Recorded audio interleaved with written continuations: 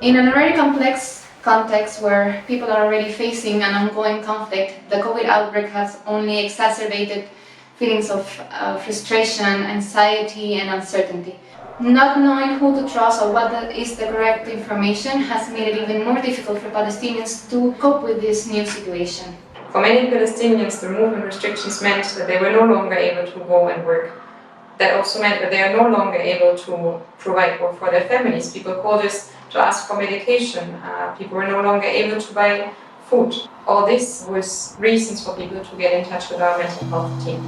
Among the patients that we worked with, we noticed a higher level of distress, anxiety, fears and worries about a relative, a loved one. We've been working with many patients who talked about facing higher rates of domestic violence.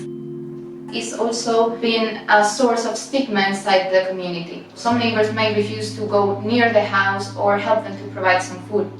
For others, even after they are fully recovered, they're still not allowed to go into some shops or into some houses as people are afraid that they might get the disease. We're focusing especially on people that have been contracting the virus and their families. We are also focusing on healthcare workers, or what we call first responders, people working in the health system. They are more exposed to the virus. We saw ourselves pushed to adjust our activities, so we went from face-to-face consultations to remote ones through the phone. It's not impossible, but it does take some more time to develop this trust and develop this close relationship with them. Most of our patients live with their families, so it's not always easy for them at the beginning to find a private space where they can speak about how they're feeling or how they're going through a difficult situation.